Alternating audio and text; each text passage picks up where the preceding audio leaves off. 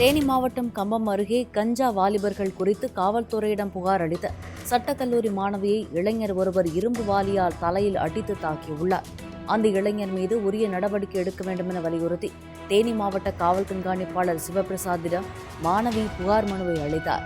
காமே கவுண்டன்பட்டியில் உள்ள அரசு பள்ளி வளாகத்தில் இளைஞர்கள் சிலர் கஞ்சா பழக்கத்திற்கு அடிமையாகி அந்த வழியே செல்லும் பெண்களை தரக்குறைவாக பேசி அச்சுறுத்தி வந்ததாக கூறப்படுகிறது.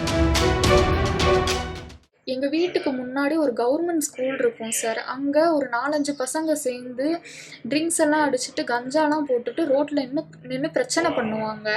அதை என்னால் பார்த்துட்டு இருக்க முடியல. இங்கே இருக்க பீப்புள்ஸ் யாருமே அதை என்ன ஏதுன்னு கேட்கவே இல்லை.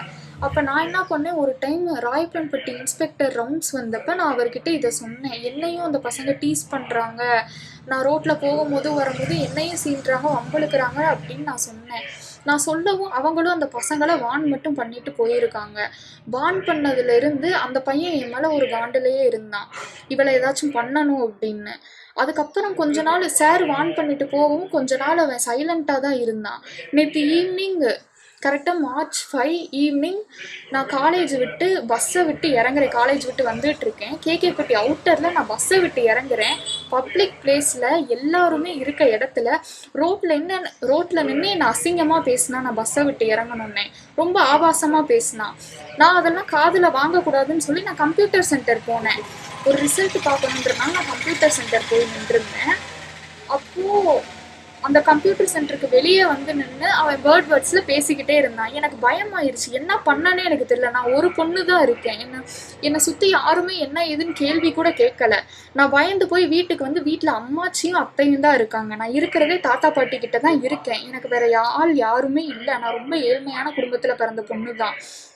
அப்போ நான் வீட்டில் வந்து பாட்டிக்கிட்டையும் அத்தைக்கிட்டையும் சொன்னப்போ 2 பேருமே அவங்க வீட்டுக்கு போனாங்க. அந்த பையனோட வீட்டுக்கு போய் அந்த பையன் ஏன் இப்படி பண்ணுறான்னு கேட்க போனாங்க.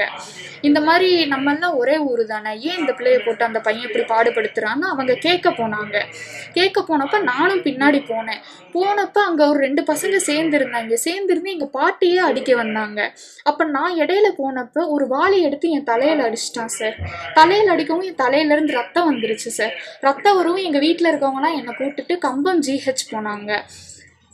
அதுக்கப்புறம் நாங்கள் போகும்போதே கம்பம் போலீஸ் ஸ்டேஷனில் ஒரு கம்ப்ளைண்ட் கொடுக்குறோன்னு தான் நாங்கள் போனப்போ அவங்க ஃபோட்டோ மட்டும் எடுத்து வச்சுட்டு நீங்கள் ஃபஸ்ட் எய்ட் பண்ணிட்டு வாங்க அப்படின்னு சொல்லிட்டாங்க.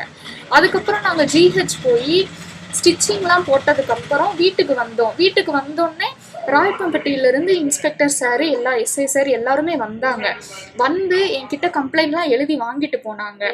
ஆனால் இப்போ என்னன்னா எனக்கு அவங்க FIR போட்டாங்களா இல்லையா எதுவுமே எனக்கு தெரியல. என் கையில் CSR காப்பி FIR காப்பி எதுவுமே இல்லை. FIR போட்டாங்களான்னு எனக்கு தெரியலை.